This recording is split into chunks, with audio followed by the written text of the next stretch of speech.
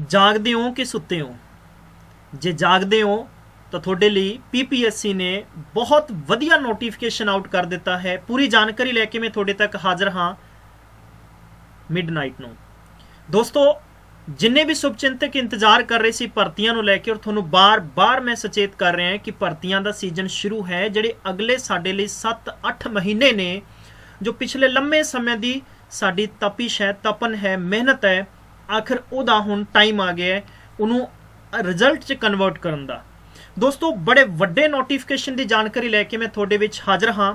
ਤਾਂ ਪਲੀਜ਼ ਇਸ ਸੈਸ਼ਨ ਨੂੰ ਬਹੁਤ ਖੂਬਸੂਰਤੀ ਤਰੀਕੇ ਨਾਲ ਦੇਖਣਾ, ਔਰ ਬੜੀ ਖੂਬਸੂਰਤੀ ਨਾਲ ਅੱਗੇ ਸਾਰਿਆਂ ਤੱਕ ਸ਼ੇਅਰ ਕਰ ਦੇਣਾ ਹੈ, ਔਰ ਇਹਨੂੰ ਹਰ ਇੱਕ ਵਿਦਵਾਨ ਬੰਧੂ ਤੱਕ, ਵਿਦਵਾਨ ਸੱਜਣ ਤੱਕ ਸ਼ੇਅਰ ਕਰਨਾ ਹੈ। ਬਹੁਤ ਵੱਡੇ ਸਤਰ ਦਾ ਨੋਟੀਫਿਕੇਸ਼ਨ ਹੈ ਔਰ ਸਾਰਿਆਂ ਦੇ ਲਈ ਬੜੀ ਚੰਗੀ ਖਬਰ ਹੈ। ਖਾਸ ਤੌਰ ਤੇ ਸਾਡੇ ਚੋਂ ਜਿਹੜੇ ਸਟੂਡੈਂਟਸ ਪੀਸੀਐਸ ਦੇ ਪੇਪਰ ਦੀ ਤਿਆਰੀ ਕਰ ਰਹੇ ਹੈ, ਔਰ ਉਹਦੇ ਨਾਲ ਜਿਹੜੇ ਕੈਂਡੀਡੇਟਸ ਖਾਸ ਤੌਰ ਤੇ ਹੋਰ ਵੀ ਕਿਸੇ ਵੱਡੇ ਭਰਤੀ ਦੇ ਨੋਟੀਫਿਕੇਸ਼ਨ ਦਾ ਇੰਤਜ਼ਾਰ ਕਰ ਰਹੇ ਸੀ, ਤਾਂ ਫਾਈਨਲੀ ਵੇਲਾ ਆ ਗਿਆ ਹੈ ਕਿ ਤੁਹਾਡੇ ਲਈ ਬਹੁਤ ਚੰਗੀ ਖਬਰ ਆਊਟ ਹੋ ਗਈ ਹੈ। ਇਸ ਭਰਤੀ ਦਾ ਰਜਿਸਟ੍ਰੇਸ਼ਨ ਪ੍ਰੋਸੈਸ ਯਾਨੀ ਅੱਜ ਤੋਂ ਸ਼ੁਰੂ ਹੋ ਰਹੀ ਹੈ, ਤੇ ਗਾਇਜ਼ ਇਹਦੀ ਜੋ ਐਂਡਿੰਗ ਡੇਟ ਹੋਏਗੀ ਉਹ 8 ਜਨਵਰੀ ਹੋਏਗੀ, ਤੇ 15 ਜਨਵਰੀ ਤੱਕ ਤੁਸੀਂ ਫਾਰਮ ਭਰ ਸਕਦੇ ਹੋ। ਤੁਹਾਡਾ ਐਕਸਾਈਟਮੈਂਟ ਬਹੁਤ ਜ਼ਿਆਦਾ ਹੋ ਗਿਆ ਹੈ। ਪਲੀਜ਼ ਮੈਂ ਤੁਹਾਨੂੰ ਲੈ ਕੇ ਚੱਲਦਾ ਫਟਾਫਟ ਆਫੀਸ਼ੀਅਲ ਨੋਟੀਫਿਕੇਸ਼ਨ ਤੇ ਦੇਖਦੇ ਹਾਂ ਵਧੇਰੀ ਜਾਣਕਾਰੀ ਕੀ ਹੈ।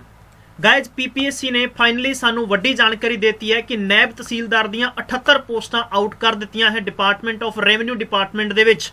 ਜਿੰਨੇ ਵੀ ਸ਼ੁਭਚਿੰਤਕ ਇੰਤਜ਼ਾਰ ਕਰ ਰਹੇ ਸੀ, ਬਾਰ-ਬਾਰ ਤੁਹਾਨੂੰ ਗੱਲ ਕਹਿ ਰਹੇ ਸੀ ਕਿ ਭਰਤੀਆਂ ਸਾਨੂੰ ਇਸ 31 ਦਸੰਬਰ ਤੋਂ ਪਹਿਲਾਂ ਬਹੁਤ ਵੱਡੀ ਜਾਣਕਾਰੀ ਮਿਲੇਗੀ। 78 ਅਸਾਮੀਆਂ ਆਊਟ ਕਰ ਦਿੱਤੀਆਂ ਹੈ। ਜਨਰਲ ਕੈਟੇਗਰੀ ਦੀਆਂ 27 ਪੋਸਟਾਂ ਰਹਿਣਗੀਆਂ, ਪਰੰਤੂ ਖਾਸ ਤੌਰ ਤੇ ਪੁਰਸ਼ ਪ੍ਰਧਾਨ ਦੇਸ਼ ਦੇ ਵਿੱਚ ਮਹਿਲਾਵਾਂ ਆਪਣਾ ਹੱਕ ਰੱਖਦੀਆਂ ਨੇ। 8 ਪੋਸਟਾਂ ਜਨਰਲ ਕੈਟੇਗਰੀ ਚੋਂ ਮਹਿਲਾਵਾਂ ਦੀਆਂ ਹਨ। ESM LDSM ਚੋਂ 7 ਪੋਸਟਾਂ ਹਨ, ਜਿਹਦੇ ਚੋਂ 3 ਪੋਸਟਾਂ ਵੀਮਨ ਵਾਸਤੇ ਰਹਿਣਗੀਆਂ।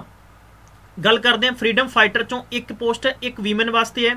ਸਪੋਰਟਸ ਪਰਸਨ ਦੀ 1 ਪੋਸਟ ਹੈ ਤੇ 1 ਹੀ ਵੀਮਨ ਦੀ ਰਹੇਗੀ।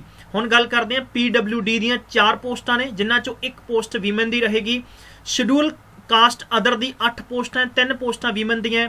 ਸ਼ਡਿਊਲ ਕਾਸਟ ESM LDSM ਦੀਆਂ 1 ਪੋਸਟ ਹੈ, ਵੀਮਨ ਦੀ ਕੋਈ ਪੋਸਟ ਨਹੀਂ ਹੈ।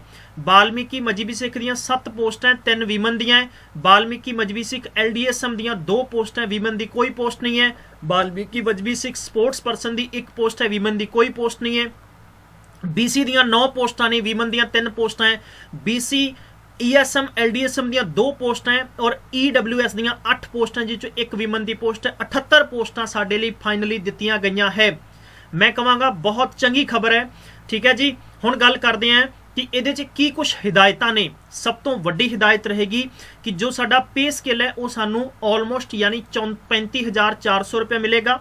ਨੰਬਰ 2, ਅਸੈਂਸ਼ੀਅਲ ਕੁਆਲੀਫਿਕੇਸ਼ਨ 'ਚ ਗ੍ਰੈਜੂਏਸ਼ਨ ਕੀਤੀ ਹੋਣੀ ਚਾਹੀਦੀ ਹੈ, ਚਾਹੇ ਤੁਹਾਡੇ ਕੋਲੇ BA ਹੈ, BTech ਹੈ, BCom ਹੈ, BBA ਹੈ, BCA ਹੈ, ਕੋਈ ਵੀ ਹੈ। ਠੀਕ ਹੈ, ਚਾਹੇ ਤੁਸੀਂ ਰੈਗੂਲਰ ਕੀਤੀ ਹੈ, ਚਾਹੇ ਤੁਸੀਂ ਡਿਸਟੈਂਸ ਤੋਂ ਕੀਤੀ ਹੈ, ਯੂ ਆਰ ਐਲੀਜੀਬਲ। ਪੰਜਾਬੀ ਪਾਸ ਕੀਤੀ ਹੋਣੀ ਲਾਜ਼ਮੀ ਹੈ। ਠੀਕ ਹੈ, ਮੈਟ੍ਰਿਕ ਔਰ ਇਸ ਤੋਂ ਅਪਰ ਸਟੈਂਡਰਡ ਦੇ ਵਿੱਚ ਇਹ ਖਾਸ ਤੌਰ ਤੇ ਧਿਆਨ ਦਿੱਤਾ ਜਾਵੇ। ਉਮਰ ਦੀ ਜਿਹੜੀ ਛੂਟ ਹੋਏਗੀ ਉਹ ਸਾਨੂੰ 18 ਤੋਂ ਲੈ ਕੇ 37 ਸਾਲ ਤੱਕ ਦੀ ਹੋਏਗੀ। ਇਹਨਾਂ ਨੇ ਕਿਹਾ 1/1/2021 ਤੱਕ ਤੁਹਾਡੀ ਉਮਰ ਕੰਸੀਡਰ ਕੀਤੀ ਜਾਏਗੀ। 42 ਸਾਲ ਤੱਕ ਦੀ SC ਕੈਟੇਗਰੀ ਨੂੰ ਛੂਟ ਮਿਲੇਗੀ, ਪਲੱਸ BC ਨੂੰ ਮਿਲੇਗੀ। 45 ਸਾਲ ਤੱਕ ਦੀ ਛੂਟ ਮਿਲੇਗੀ ਜੋ ਵੀ ਕਰਮਚਾਰੀ ਪੰਜਾਬ ਗਵਰਨਮੈਂਟ ਦੇ ਅੰਦਰ ਹੈ, ਠੀਕ ਹੈ ਜੀ, ਜਾਂ ਸੈਂਟਰ ਗਵਰਨਮੈਂਟ ਦਾ EMPLOYE ਹੈ, ਉਹਨਾਂ ਨੂੰ 45 ਸਾਲ ਤੱਕ ਦੀ ਉਮਰ ਤੱਕ ਫਾਰਮ ਭਰ ਸਕਦੇ ਨੇ।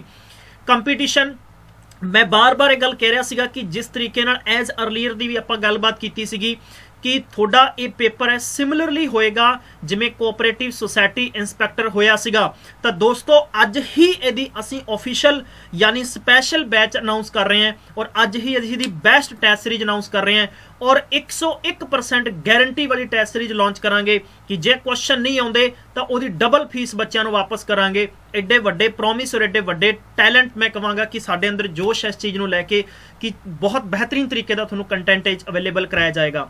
250 ਕੁਐਸਚਨ ਹੈ, 2.5 ਨੰਬਰ ਦਾ ਕੁਐਸਚਨ ਹੈ, 2 ਘੰਟੇ ਦਾ ਪੇਪਰ ਹੋਏਗਾ, ਜਿਹਦੇ ਚ ਕਿ ਇਹਨਾਂ ਨੇ ਕੀਤਾ ਹੈਗਾ ਕਿ ਲੌਜੀਕਲ ਰੀਜ਼ਨਿੰਗ ਤੇ ਮੈਂਟਲ ਐਬਿਲਿਟੀ 40 ਕੁਐਸਚਨ ਹੈ, ਪਲੱਸ ਇਹਦੇ ਚ ਹੁਣ ਵਾਪਸ ਤੋਂ ਦੇਖਦੇ ਹਾਂ 250 ਕੁਐਸਚਨ, 2.5 ਨੰਬਰ ਦਾ ਕੁਐਸਚਨ, 2 ਘੰਟੇ ਦਾ ਪੇਪਰ, 300 ਮਾਰਕਸ। ਕੀ ਹੋਏਗਾ? 40 ਰੀਜ਼ਨਿੰਗ ਤੇ 80 ਇਹਦੇ ਚ ਕੀ ਹੋਏਗਾ ਨੰਬਰ ਕੀ general knowledge, current affair, national ਤੇ ਇੰਟਰਨੈਸ਼ਨਲ।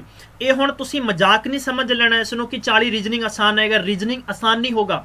ਸਿਮਿਲਰਲੀ ਰੀਜ਼ਨਿੰਗ ਤੁਸੀਂ ਫਿਲਹਾਲ ਜੋ latest paper PPSC principal headmaster BPO ਦਾ ਦੇਖਿਆ ਸੀਗਾ ਤਾਂ ਉਸ ਤਰੀਕੇ ਦਾ ਹੀ ਪੇਪਰ ਹੋਣ ਦੇ ਚਾਂਸਸ ਨੇ। ਠੀਕ ਹੈ ਜੀ, जिन्ने भी शुभचिंतक प्रिपेयर कर रहे हो तो प्लीज ख्याल रखो, हिदायत याद रखो, कोई भी इंटरव्यू इन्हां दे लई नहीं होएगा। इन्हां पोस्टां दे लई शुभचिंतकों कोई भी इंटरव्यू नहीं होएगा। No interview shall be conducted to selection these post.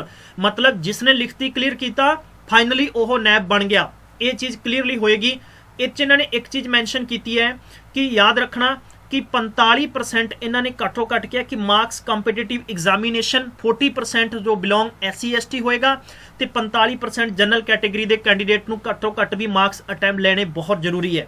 ठीक है जी, हुण आपां गल करते हैं इस तो बाद किसी प्रकार की कोई नैगेटिव मार्किंग पेपर च नहीं होएगी। ठीक है जी, इस तो बाद गल करते हैं कि रजिस्ट्रेशन प्रोसैस की भी प्रक्रिया मैं तुहानूं ऑलरेडी समझा चुके हैं। कुछ इहदे च एक्सट्रा हट के हिदायतां की कुछ ने उन्हां ते थोड़ा जोर पा लैंदे हैं। नंबर फर्स्ट है कि रजिस्ट्रेशन प्रोसैस थोड़ी शुरू है। इहदा क्या है कि to new registration apply the post 8/1/2021 ਤੇ ਉਹਨਾਂ ਨੇ ਕਿਹਾ ਕਿ ਫੀਸ ਡਿਪੋजिट ਤੁਸੀਂ बैंक ਚਲਾਣਾ है, लगभग 15/1/2021 तक ਦਾ ਤੁਹਾਨੂੰ टाइम ਦਿੱਤਾ ਗਿਆ है।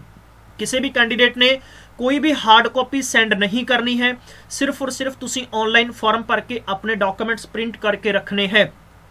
कुछ स्पोर्ट्स कोटे दी हिदायत ने कि स्पोर्ट्स कोटे के कैंडीडेट्स जो फॉर्म भरनगे उन्होंने कैंडीडेट्स नूं ऑनलाइन यानी थोनों यह PPSC एक नोटिफिकेशन देगा, बाई हैंड तुसी अपना की करना होएगा स्पोर्ट्स के संबंधित, यानी तुसी अपना सर्टिफिकेट सबमिट करना होएगा। एक खास तौर पर ध्यान कर रहे हैं, ये पॉइंट नंबर B स्पोर्ट्स कोटे वाले स्क्रीनशॉट ले लैन प्लीज़, इसनों ध्यान रखना है।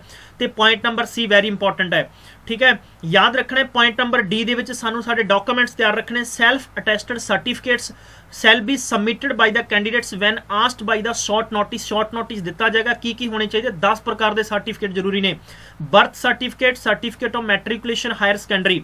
नंबर 2 होएगा तुहाडे कोले Punjabi pass. Number 3 DMC। Number 4 reserve category के कैंडीडेट्स नूं सर्टिफिकेट। नंबर 5 एक्सपीरियंस होएगा कि जो कि साडे कोले कंपीटेंट अथॉरिटी द्वारा होना चाहिए। नंबर 6वां ESM कैंडीडेट्स जोड़े होंगे।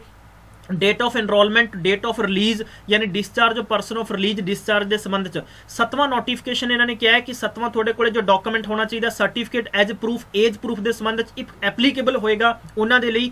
9वां होना चाहिए गवर्नमेंट्स इंप्लॉय का। 10वां बैंक की चलान कॉपी थोड़े कोले होनी चाहिए है, ये सानू शॉर्ट नोटिस द्वारा मंगया जाएगा तद असीं देना होएगा। याद रखो जरा इस गल नूं। एप्लीकेशन फीस है बिल्कुल सेम रहेगी, कोई भी कोरोना की वजह नाल फीस घट नहीं रहेगी, फीस सेम टू सेम रहेगी। ठीक है जी, ये सारे लिए ध्यान रखना है। पहला तुसीं अपना फॉर्म भरना है, उस तो बाद तुसीं यानी 24 आवर दे विच अपनी फीस सबमिट करनी होएगी। यानी तकरीबन इन्होंने क्या है कि candidates should select their categories carefully because candidates belonging to category other than the category 71 general. ये पॉइंट बहुत इंपॉर्टेंट है। ठीक है जी, यदा भी प्लीज़ स्क्रीनशॉट ले लो जिन्ने भी स्टूडेंट्स ने। ये संबंध में अगर किसी भी कैंडीडेट को कोई भी हैल्प की जरूरत हो, साडा हैल्पलाइन नंबर 9041043677 दे रखे है। यू पीपल कैन कॉल अस और अदरवाइज यू कैन टेक्स्ट अस। ठीक है, असीं तुहानूं कोशिश करांगे कि पूरी जानकारी तुहाडे नाल सांझ पा सकीए। जिन्ने भी शुभचिंतक साडे नाल जुड़नगे बहुत अच्छे लैवल की तुहानूं बिल्कुल फ्री दे विच प्रिपरेशन कराई जाएगी। इस नोटिफिकेशन नूं वायरल कर दो, इस नोटिफिकेशन नूं शेयर कर दो, अद्धी रात नूं शेयर कर दो सारिਆਂ तक ताकि खबरां पहुंच जाण कि पंजाब च नैब तहसीलदार की पोस्ट आ चुकी है। तुसीं अपना बेसकीमती समय दिता, मैं बहुत बहुत धन्नवाद करांगा। मिलदे हां फिर आपां इहदे होर कुछ धमाकेदार नोटिफिकेशन दे नाल। तब तक अपना ख्याल रखो, टेक केयर, बाय बाय।